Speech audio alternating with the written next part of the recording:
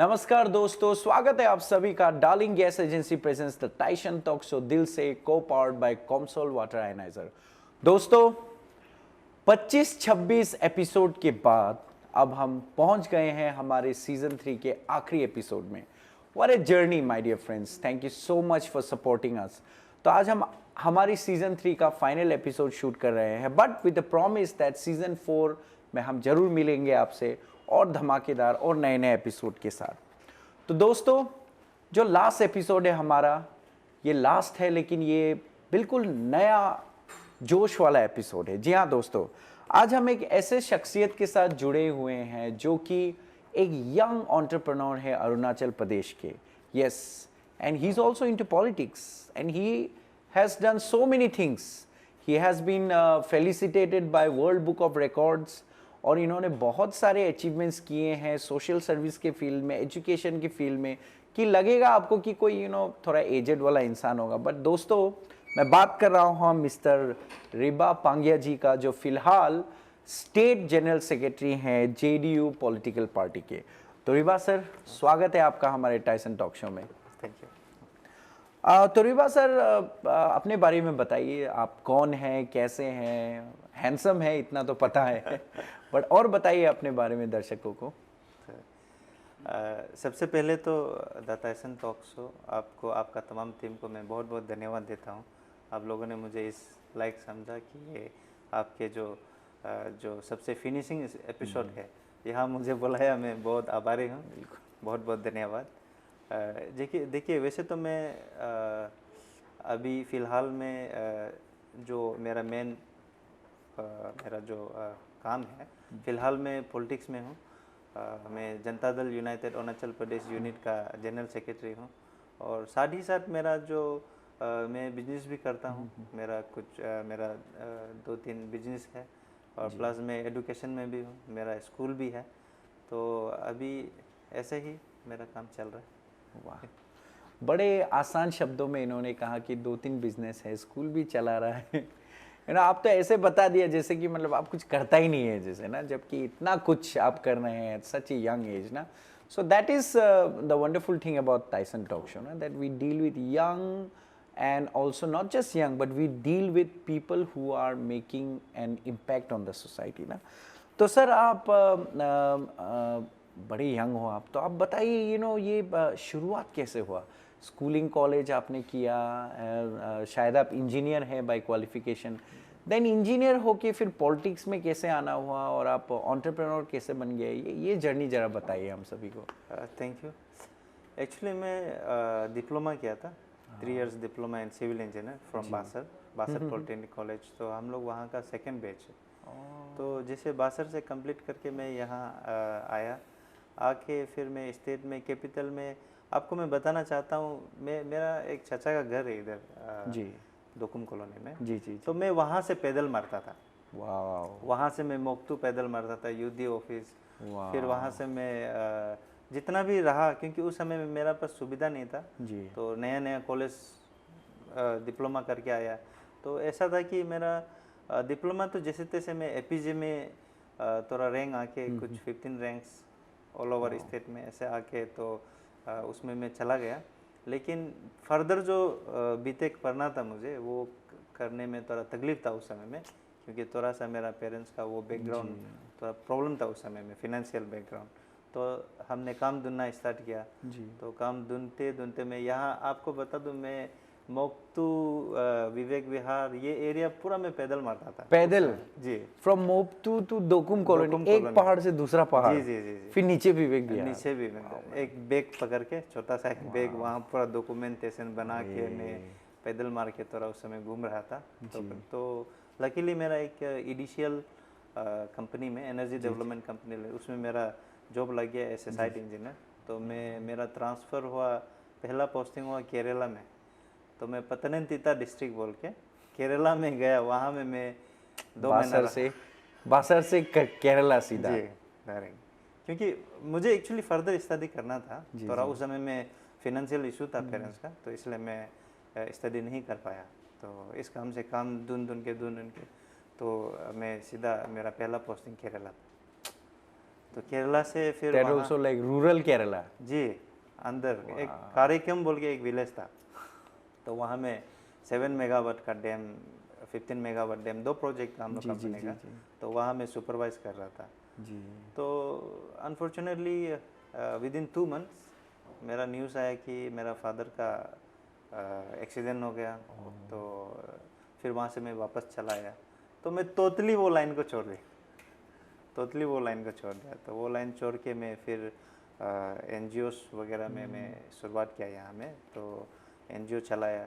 आप कह सकते हैं अरुणाचल प्रदेश में सबसे पहला जो एजुकेशन प्लेटफॉर्म, जी जी तो मैंने कोशिश किया था लाने के लिए। तो आपका हम लोगों ने स्टेट लेवल में एक जो कम्पिटिटिव टेम्परामेंट बनाने का कोशिश किया एमंग द चिल्ड्रंस, क्योंकि अभी ऐसा है कि आप ग्रेजुएशन करके भी आपको कंपटीशन लेवल में तो जाना पड़ेगा, आपको एग्ज़ाम देना पड़ेगा जी। पीसीएस यूपीएससी अटेम्प्ट करना पड़ेगा। तो जब आप फाउंडेशन लेवल में ही उसको आप वो कर पाता है, आपको वो नॉलेज मिलता है, तो आगे जाके आपके लिए अच्छा होता है। तो हम लोगों ने, हमारा टीम ने, हमने एक एनजीओ बनाया, तो उसका नाम इदोस बोल के था। जी जी। तो हम लोगों ने काफ़ी काम किया, तो हम लोगों ने फेलिसिटेशन प्रोग्राम भी हम लोगों ने स्टार्ट किया था।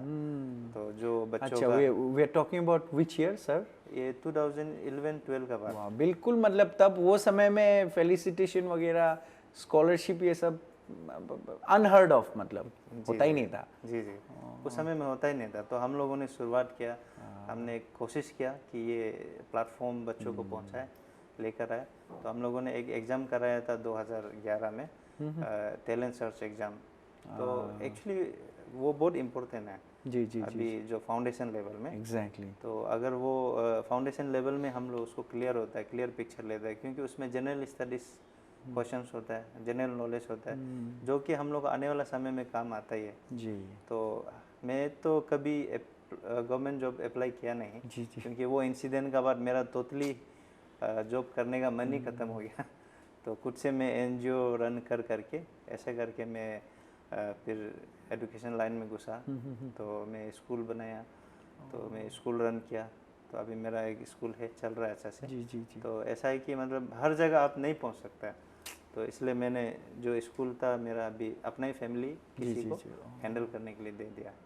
तो ऐसे मेरा एनजीओ था, फिर उसमें भी मैं किसी को जो मेरा जो क्लोज एसोसिएट है जो चला सकता है, मैं उसको हैंडल करने के लिए दे दिया। ऐसे करके अभी डिवाइड करके। तो रिसेंटली मैं अभी हेरिटेज अरुणाचल किचन, जी जी, जहाँ हम जी बैठे हैं अभी, जी जहाँ हम बैठे हैं, तो ये हाल ही में ये 6 महीना हो रहा है इसका, हम लोगों ने ये कॉन्ग्रेचुलेशंस, नया है मतलब। जी जी थैंक यू। तो सर ये हेरिटेज अभी 6 महीना में ही हम लोगों ने इनोग्रेशन किया। तो दूसरा है अभी फिर पॉलिटिकल फील्ड बोलने से, तो मेरा पहले से एक रुचि था कि पब्लिक सेवा करने का, पब्लिक सर्विस करने का। तो अब ऐसा एक माहौल हो गया कि मेरा करियर में ऐसा माहौल हो गया कि मैं स्टूडेंट पॉलिटिक्स में नहीं घुस सकता, ऑर्गेनाइजेशन जो प्रेशर ग्रुप में नहीं घुस सकता। मैं रोकना चाहूँगा आपको, शक्ल सूरत के हिसाब से घुस सकते हो आप, but you are being honest, मतलब ना अभी स्टूडेंट बूढ़ा हो गया, क्या स्टूडेंट बनना। हाँ नहीं, मतलब ऐसे स्थिति हो गया, ऐसा सिचुएशन हो गया कि मुझे लगा कि स्टूडेंट पॉलिटिक्स तो अभी नहीं घुस सकेगा, तो क्यों ना मैं जनरल पॉलिटिक्स में चला जाऊँ सीधा, क्योंकि आखिर में तो जनरल में ही जाना पड़ता है सभी को। तो फिर मेरा इंटरेस्ट था कि स्टेट का इनमें कुछ करूँ, तो ऐसा करके अभी जनरल सेक्रेटरी, और जनरल सेक्रेटरी भी ऐसा, इसका भी थोड़ा सा आप लोगों में हाईलाइट करना चाहूँगा। बिल्कुल बिल्कुल। जब यहाँ जेडीयू पहली दफ़ा आया था, जेडीयू का जब यहाँ फॉर्म हो रहा था अरुणाचल प्रदेश में, तो मुझे को कन्वेनर में अपॉइंट किया गया था। को कन्वेनर, आप शुरुआत से जुड़े थे मतलब? जी जी, ऐसे को कन्वेनर। जेडीयू बता देना चाहूँगा, बिहार के जो सीएम हैं जी, श्री नीतीश कुमार जी, उनका पार्टी है, इट्स नेशनल पार्टी ना? यस यस, नीतीश कुमार जी का पार्टी। जी जी जी। तो ऐसे बतौर को कन्वेनर तो हम लोगों ने काम किया। फिर हमारा जो अभी का प्रेसिडेंट है श्री रोहित ओंग जी, उसको कन्वेनर बनाया था। तो 2019 का इलेक्शन में, जी जी जी, तो उस इलेक्शन में हम लोगों का परफॉर्मेंस अच्छा रहा, तो काफ़ी अच्छा रहा। बीजेपी के बाद हम लोग ही लार्जेस्ट पार्टी थे अरुणाचल प्रदेश में। तो फिर बट देन वो अब देखिए यहाँ हम लोग का थोड़ा सा पॉलिटिक्स बहुत हम लोग का बहती हुई गंगा में थोड़ा हाथ धो लिया सब। बहुत हम लोग को बहुत सुधरना जरूरी है। जब हम लोग का अच्छा रिजल्ट आया था जी जी तो उसमें मेरा जो अभी का प्रेसिडेंट है जी। उसको हाई कमांड ने स्टेट प्रेसिडेंट अपॉइंट किया वाह। और मुझे यूथ प्रेसिडेंट अपॉइंट किया था, को कन्वीनर से यूथ प्रेसिडेंट।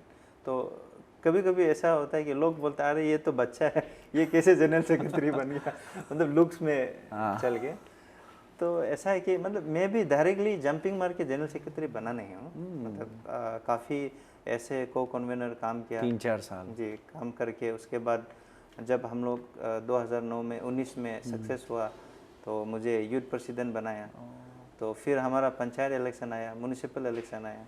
उस समय में मुझे हाई कमांड ने, क्योंकि मेरा प्रेसिडेंट कॉन्टेस्ट कर रहा था जी जी मयूर के लिए, तो उसमें मुझे चेयरमैन बनाया था, डिकेट चेयरमैन इलेक्शन जी का। जी जी। तो हमने उसमें काफ़ी काम किया, मेहनत किया। फिर हमारा पार्टी उसमें भी बहुत अच्छा काम किया।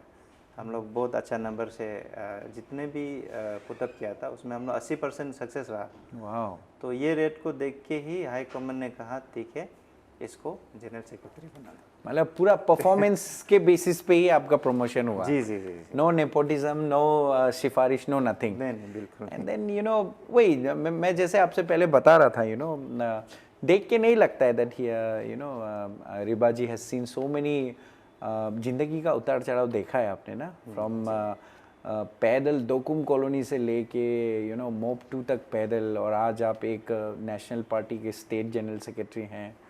इट्स वंडरफुल ना। मैं बोलते रहता हूँ टाइसन टॉक शो का यही खासियत है, we interview people and we bring their story to you ना, यही मैं बताना चाहूँगा। तो रिबा जी मैं पूछना चाहूँगा, आपने एक आपका जो ऑर्गेनाइजेशन का नाम लिया था call EDOS, I think it's educational development organization society ना, ये इसके बारे में ज़रा बताइए ना। आपने ये ऑर्गेनाइजेशन बहुत पहले शुरू किया था, और ऑर्गेनाइजेशन तो बहुत सारे रीज़न के लिए बनता है यूनियन, बट ये एजुकेशन से रिलेटेड स्कॉलरशिप करना ये आइडिया, मतलब ये आइडिया कैसे आया आपके दिमाग में, लाइक प्योरली सोशल सर्विस करने का आइडिया कैसे आया दिमाग में?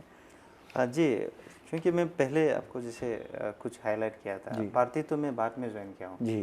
तो मेरा पहला सर्विस तो EDOS education development organizing society. Actually क्या है, हम लोग जैसा लोग बहुत है जो फर्दर स्टडी करना चाहते हैं लेकिन कर नहीं पाते। तो जैसे आपके साथ हुआ जी था। जी जी, जैसे मेरा साथ में मुझे बहुत फर्दर स्टडी करने मन था। तो जैसे हम लोगों ने वो फिर हम लोग ऐसा नहीं है कि बहुत वो वाला इन्वायरमेंट में पढ़ाई कि हम कंपटीशन आगे कर पाए। जैसे हम लोग हायर सेकेंडरी में सेजूसा हायर सेकेंडरी से पढ़ाई किया था, क्लास 10 में 10 तक वहाँ पढ़ा था। तो हम लोग वहाँ तो जो गवर्नमेंट स्कूल में जो पढ़ता है इतना वो इन्वायरमेंट नहीं मिलता है जितना अभी एक्सपोजर नहीं मिलता है। तो इस कारण से मैं सोचा चलो मैं ना सही तो कुछ बच्चा लोग तो होगा जिसको हम ये प्लेटफॉर्म दे के वो लोग आगे कुछ कर सकेगा। और प्लस ऐसा है कि एडुकेशन में अभी जो है एडुकेशन में आपको कम्पिटिटिव होना पड़ेगा। तो वो कम्पिटिटिव होने के लिए आपको फाउंडेशन लेवल आपका स्ट्रॉन्ग होना पड़ेगा जी। तो वही सोचता कि हम लोग जो यहाँ में आप देखते हैं जनरली बाकी जो को करिकुलर एक्टिविटीज़ है जैसे आपका हम लोग का डांस का सेक्टर में हो गया और बाकी एंटरटेनमेंट जो उसका भरपूर प्लेटफॉर्म है जी। तो नो डाउट उसमें सब कर रहा है। लेकिन क्या है ना, हम लोग जो प्रॉपर जो एडुकेशन का जो लिटरेरी इवेंट्स जो है वो प्रॉपर नहीं है और जो बच्चों को जो फाउंडेशन लेवल में जो ये सब जो चाहिए एक कम्पिटिटिव इन्वायरमेंट चाहिए ये सब नहीं है। उसको फाउंडेशन लेवल में जानना है कि आगे जाके आप क्या फेस करने वाले। तो इसे ऐसे चलते मैं भी सोचा कि चलो मैं शुरुआत एक करता हूँ क्योंकि उस समय में ऐसा था कि जॉब के लिए इधर उधर दौड़ के कुछ दिमाग आ रहा नहीं था। बिल्कुल। तो मैं सोचा चलो ऐसा शुरू करूँ कहीं से कुछ तो हो जाएगा। तो ऐसे करके थोड़ा मोड़ा ऐसे में एक्चुअली मैं एक एनसीएस एजुकेशन प्राइवेट लिमिटेड बोल के एक गुवाहाटी बेस का तो एक कंपनी है तो वहाँ मुझे ब्रांच मैनेजर ऐसे ब्रांच मैनेजर तो उन लोगों ने मुझे अपॉइंट भी किया था तो मैं वहाँ भी काम किया। काफ़ी नौकरी किया मतलब। जी मैं वहाँ भी काम किया तो उससे चलते मुझे और थोड़ा एडुकेशन में नॉलेज आया कि मुझे और थोड़ा इसको कैसा करके वो करना है। तो हम लोगों ने शुरुआत किया था जैसे आपको बताया टैलेंट सर्च एग्ज़ाम से। फिर हमने जो आपका Arunachal Pradesh aptitude test higher secondary Itanagar में हम लोगों ने कंडक्ट किया था, तो वो भी हम लोगों ने शुरुआत किया था। फिर कुछ कंपटीशन स्टेट लेवल में, अभी स्टेट लेवल स्टेट लेवल में जी काफ़ी लोग पार्टिसिपेंट किया था, without any government funding and all know without support from anybody, खुद से स्टेट लेवल खुद से स्टेट लेवल कर रहा है। हम लोगों ने बहुत कोशिश किया, तो आखिर में मुझे ये समझ में आया कि ये जो प्रोग्राम जो है जी आप ये प्लेटफॉर्म क्रिएट करने के लिए तो आपको भी थोड़ा इन्फ्लुएंस होना जरूरी है। हाँ तो विदाउट दैट सच है, सच्चाई है ये, मतलब जी जी एकदम, तो इन्फ्लुएंस होना आपको ज़रूरी है। तो हम लोग को कोई पूछता नहीं है, अरे तुम लोग पढ़ाई करो बोलता है, तो वो अभी पढ़ाई कैसे करेगा, कोई पढ़ाने वाला फिर होना पड़ेगा। तो ऐसे करके हम लोगों ने बहुत फेस किया था ईदोस को आगे बढ़ाने के लिए। जी फिर भी कुछ कुछ लोग था जिन्होंने हमें सपोर्ट किया, साथ दिया। जैसे आर के लाल बोल के एक हम लोग का पुराना एक टीचर था, जी वो हमारा एडवाइज़र था बिहार से, तो उन्होंने हमें बहुत एडवाइस किया, सजेशन दिया कैसे कैसे करके। और फिर यहाँ में एक आपका डीसी साहब एक आया था, मैं रिकॉल नहीं कर पा रहा हूँ, तो मुझे एनजीओ रजिस्टर सोसाइटी रजिस्ट्रेशन करता है वो आइडिया भी नहीं था, तो वो सर ने आइडिया दिया था ऐसा ऐसा वाह, करके। तो हम मतलब एकदम कच्चा था आप लोग। जी जी जी सिर्फ सर्विस बोल के चला रहा था। तो बाद में वो सर आइडिया दे के हम लोग सोसाइटी बना लिया। तो हम लोग ने कोरोना से पहले अरुणाचल जो स्टेट लेवल कुछ कंपटीशन था, battle of the brain season 3 कराया था। तो उसमें भी हम लोग बहुत फेस किया, बहुत काफ़ी फेस किया प्रॉब्लम तकलीफ फेस किया विदाउट एनी सपोर्ट। या, तो उसमें भी कुछ सपोर्ट मिला नहीं हम लोग को। तो इसलिए सोचा मैं चलो तब तो खुद इन्फ्लुएंस हो Exactly. जाऊँ, खुद एक इन्फ्लुएंसर बन जाऊँ। अभी क्या है कि अभी आने वाला समय में ऐसा कोई भी एक्टिविटी में करा सकता हूँ आने वाला समय, तो इसलिए ये ऐसा एजुकेशन में। और एक भी था, आपको मैं बताना चाहता हूँ, मैंने ये जो चाइल्ड लेबर के ऊपर एक अवेयरनेस दिया था, तो चाइल्ड लेबर के ऊपर तो मेरा बहुत सा करीबी लोग था जो मुझे जानने वाला, वो लोगों ने मुझे, इवन मेरा घर में भी, इवन मेरा वाइफ भी कभी कभी हमको गाली देता है, तो मेरा घर में भी हमको बोलता है कि आपका वजह से हम लोगों को बुनती नहीं मिल रहा है तो ये भी एक है, क्योंकि मेरा घर में कोई बुनता नहीं है, क्योंकि आजकल तो फ्री ऑफ एजुकेशन है, तो इसके बच्चों को exactly. मैं ऐसा भी एक अवेयरनेस कराया था उसमें। तो ये सब को चलते ऐसे देख के एजुकेशन जो मैं जो कोशिश किया था, तो मेरा एफर्ट को देख के तब world book of record London जी जी जी तो वाह उसके थ्रू से मुझे जस्ट ऑनर किया था। वाह, मतलब बाहर से रिकॉग्निशन तो मिल रहे हैं, बाहर से मिल रहा अंदर से मिलो या ना मिलो ना। है बाहर से। तो दोस्तों देखिए, see I am not going to, मैं I am not going to get political and all that, but इतना सिर्फ कहूँगा कि you know when we are choosing our leaders, आप थोड़ा सोच समझ के चुनिए, ऐसा वाला को ऐसे लोग पॉलिटिक्स में आए जो एक्चुअली सर्विस माइंडेड हो, है ना। हमारे स्पेशली जो यंगस्टर्स होते हैं उनके दिमाग में पॉलिटिक्स को लेके कुछ अलग ही एक इमेज होता है ना, सिर्फ वो लोगों को बड़ा बड़ा गाड़ी दिखाई देता है, बॉडीगार्ड दिखाई देता है, बट पॉलिटिक्स में मेरे ख्याल से ऐसे लोग आने चाहिए जिनको जो एक्चुअली सर्विस माइंडेड हैं, नो। एंड सर ने एक बहुत इंपॉर्टेंट चीज़ बताया ना, हार्श रियलिटी बताया कि यू नो आप सिर्फ पैशन होने से नहीं होगा ना, आपका पास थोड़ा सा कैपिटल भी होना पड़ेगा, थोड़ा इन्फ्लुएंस भी होना पड़ेगा, तभी आप सोसाइटी में चेंज ला सकें। मतलब खाली पॉकेट में या यू नो बिना कुछ पावर का आप नहीं कर सकेगा। तो आई थिंक इसीलिए मेरे ख्याल से now you have become a very successful entrepreneur, और आपके इस इतने सुंदर से रेस्टोरेंट में हम लोग खड़े हैं, it's called heritage Arunachal kitchen.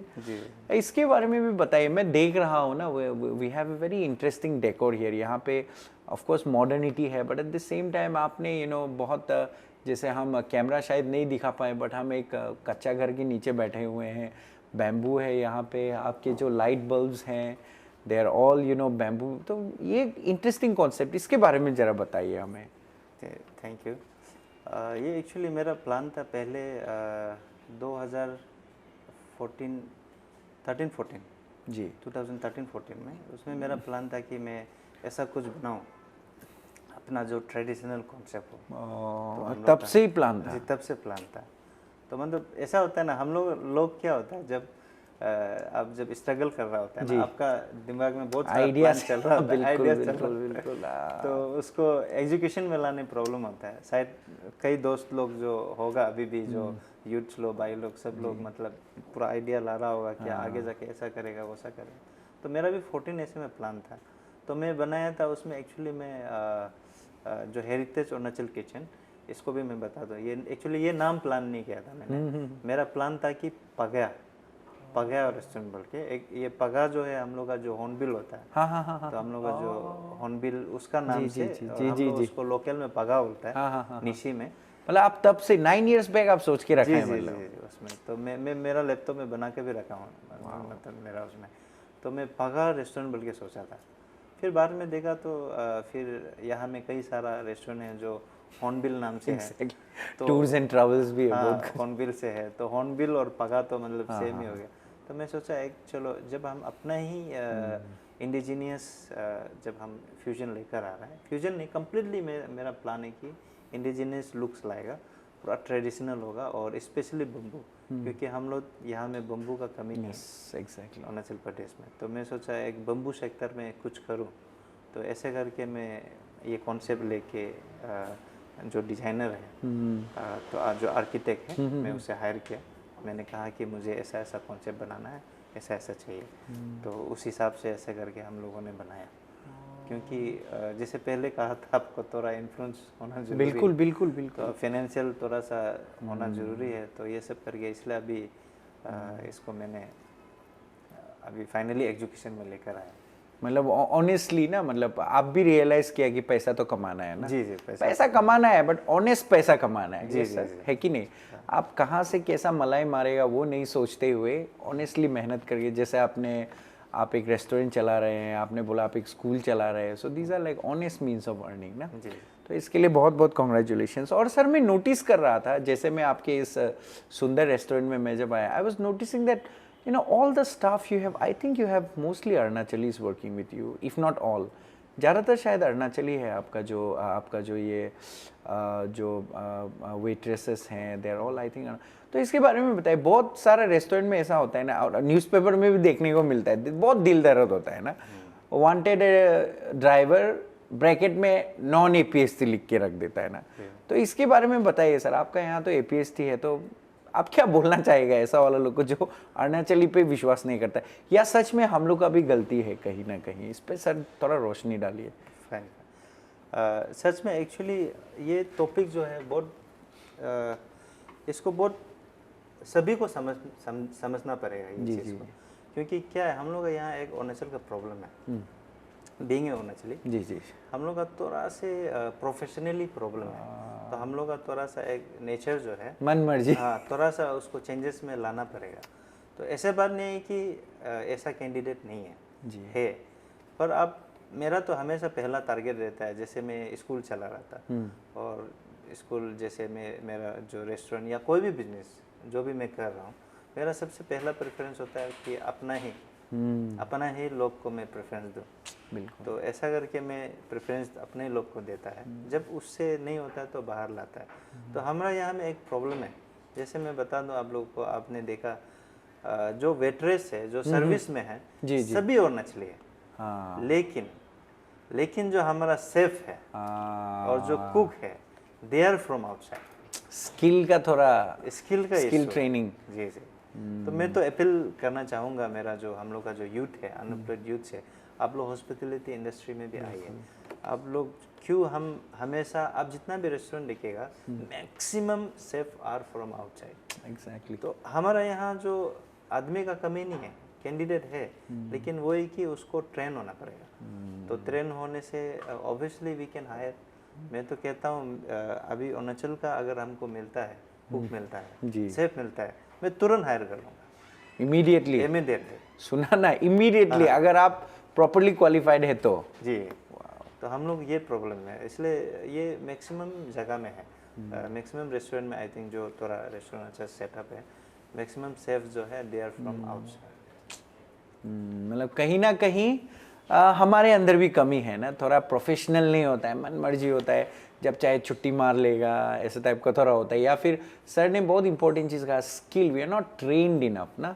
तो तो जब ट्रेंड ही नहीं है तो जैसे सर ने अभी ओपनली कहा, if anybody is out there तुरंत ही सेड ओके इमीडिएटली हायर करेंगे। सो ऐसा नहीं है कि जॉब नहीं है, बस हम लोग को थोड़ा ट्रेन अप होना चाहिए ना sir. Such a wonderful concept ना। तो सर यही एंटरप्रेन्योर के रास्ते में ही मैं आपको बोलना चाहूँगा, since you are an entrepreneur, और जैसे कि आपने बताया कि बैकग्राउंड में तो कोई नहीं था आपका ना, आप अपना मेहनत से ना, तो और although he is very young but I think यहाँ तक पहुँचने के लिए 10-12 साल तो लगा या थोड़ा ज़्यादा ही लगा होगा आपसे ना, like to reach here from after your graduation, फिर अभी आते आते शायद हो गया आपका काफ़ी ऑलमोस्ट 10 ईयर्स हो गया, आप 13-14 से शुरुआत करें। तो how much important is patience, patience कितना होना पड़ेगा, गिव अप नहीं करने के लिए कितना वो होना पड़ेगा आपका अंदर, इस पे ज़रा आप रोशनी डालिए। आपका लाइफ में भी हुआ था होगा, छोड़ देगा क्या, ऐसे भी 2-3 बार तो पक्का लगा होगा आपको एट दैट टाइम, मतलब कैसे आपने अपने आप को बिल्डअप किया? जी, ये तो आपका ये बहुत अच्छा सब्जेक्ट है, क्योंकि इसको एक्चुअली हम लोग का जो अपकमिंग यूथ है जी जी वो जी जानना बहुत ज़रूरी है। अब जैसे कि फॉर एग्जांपल होता है, एक हम लोग सुनता आ रहा है, जैसे मैं बता दूं, जब हम लोग दीवार में कुछ टांगने के लिए किली तोकता है, ये एग्जांपल सुना होगा, तो हम लोग एक जगह में तोकते रहता है, तो किली जो टेढ़ा हो जाता है फिर नया किली डाल के तोकता है। तो कभी कभी हम लोग क्या होना है कि we should change the direction. तो हम लोग कभी कभी वहाँ में अगर ज़्यादा ही प्रॉब्लम हो रहा है तो कभी कभी डायरेक्शन चेंज करके देखना है। तो बिजनेस में भी ऐसा ही है, काम में भी ऐसा ही है। तो कभी कभी आप कभी कभी पेशेंटलेस हो जाता है कोई कोई चीज़ में, लेकिन पेशेंट बहुत इम्पोर्टेंट है। पर सम टाइम क्या होता है, कुछ बिजनेस ऐसा होता है जो वो आपसे नहीं हो, नॉट मेंट फॉर यू, हाँ, आपके लिए नहीं होता है। तो उस समय में क्या होना है कि आप डायरेक्शन थोड़ा चेंज करके देखना है। जरूरी नहीं है कि अभी हम इसमें ही कर रहे हैं कि उसमें पूरा डूब जाए। एकदम रिजिड नहीं होना है ना, थोड़ा सा फ्लेक्सिबल उसमें लाना है, खास करके बिजनेस को लेके। अगर आपका ये नहीं हो रहा है तो वहाँ से, वो नहीं हो रहा है तो वहाँ से। एक एग्जांपल था आपको मैं बता दूँ, हम लोग कोई बोल रहा था, मतलब हमेशा बरालो सजेस्ट करता है जी जी दो पाँव में मतलब दो नाव में पाँव नहीं रखना चाहिए, मतलब हमेशा सजेस्ट करता जी है। जी तो मैं उसको मैं सुन सुन के परेशान हो गया। मैं बोला ठीक है, दो नाव में पाँव नहीं रख सकते, लेकिन हम क्या करेगा, 5-10 नाव तो रख सकता है। हाँ बिल्कुल, कभी ये नाव में जाएगा, कभी वो नाव में जाएगा, कभी वो नाव में जाएगा, बिल्कुल सबको बैलेंस में ले चलेगा। मतलब ऑप्शंस ओपन रहना चाहिए, ओपन रहना चाहिए, और पेशेंस दो, आप सुलझा हुआ काम करना है। तो मेरा तो एक एडवांटेज रहा कि घर का बड़ा बेटा है, जी जी तो जी, बहुत जल्दी हमको बड़ा हो गया, हाँ बड़ा होना पड़ गया। तो बहुत जल्दी बड़ा हो गया, जवान लाइफ देखा नहीं है बहुत जल्दी बड़ा हो गया। तो ये एक था, आपको हर समय हर जगह आप एक पेशेंटली सुलझा हुआ इंसान की तरह काम करना है, तभी जाके आप थोड़ा आगे कुछ हो पाएगा। हालांकि हम इतना सक्सेस तो नहीं है, फिर भी कोशिश कर रहे हैं। तो आप जब आप सुलझा हुआ काम करेगा, जब आप अच्छा से देख के फोकस होगा, तो आप डेफिनेटली यू विल अचीव। अब सुना ना कि जैसे कि रिबा सर ने कहा कि डोंट बी रिजिड ना, एक ही जगह में लगे रहेगा ऐसा नहीं होना है, ऑप्शंस हमेशा खुला रखना चाहिए हम लोगों को ना। तो सर बातें करके तो बहुत अच्छा लग रहा है आपसे, बट जैसा एक गाना है ना, that all good things must come to an and.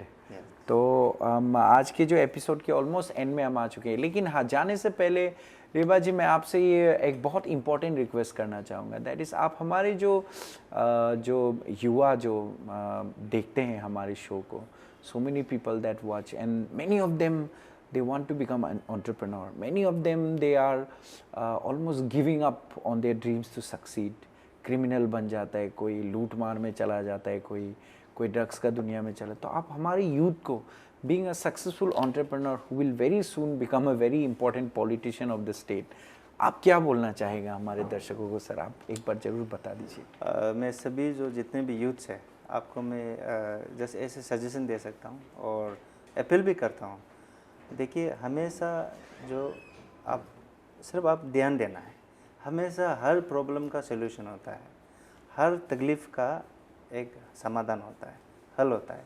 Just आपको फोकस करना है और आपको देखना है ये प्रॉब्लम को इस तरह से हम सॉल्व किया जा सकता है, इस प्रॉब्लम को इस तरह से हम सॉल्यूशन किया जा सकता है।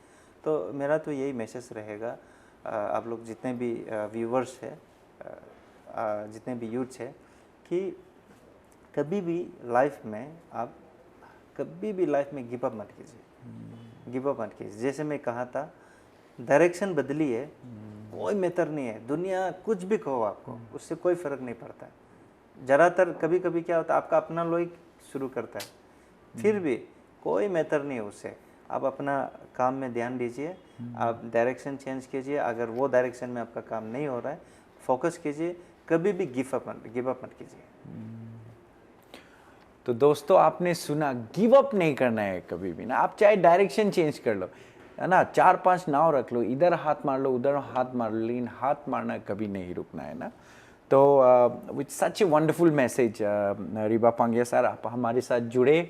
हमारे टाइसन टॉक शो टीम की तरफ से आपको best wishes, because we know that you have a good intention ना। पता चल रहा है एक ऐसा इंसान जिन्होंने अपना सोशल लाइफ का शुरुआती एजुकेशन से शुरू किया, तो ऑब्वियसली आपका इंटेंशन अच्छा ही होगा। तो आप जो भी करें, हमारी तरफ से, टाइसन टॉक शो की तरफ से आपको बेस्ट ऑफ लक, और ईश्वर करे आपको ऐसा जगह में पहुंचे जिससे आप स्टेट का और भला कर सके, हमारे लिए और भला काम कर सके, and in general hopefully you do such a wonderful job. Thank you so much Pangya sir. Thank you sir, thank you. तो दोस्तों इसी के साथ हम आ चुके हैं हमारे आज के एपिसोड के अंत में। मशहूर प्ले राइट विलियम शेक्सपियर ने कहा था कि all is well that ends well. तो आज के हमारी सीजन 3 के हम एक बहुत ही खूबसूरत अंत में आ चुके हैं। A very young fresh ending, because we had such a fresh face who is doing such fresh things. So with this we come to the end of season 3। बहुत ही जल्द हम आपसे सीजन 4 में मिलेंगे, और भी धमाकेदार सीजन होगा, और भी वेरिएशन होगा, और भी बहुत सारे नए टॉपिक्स होंगे। And yes, ladies and gentlemen, we will have entertainment, we will have inspiration, and above all, we will have stories to tell you. So with this is Kenlin Yorak signing off, Season 3 Tyson Talk Show. God bless you all. See you on the other side. Thank you.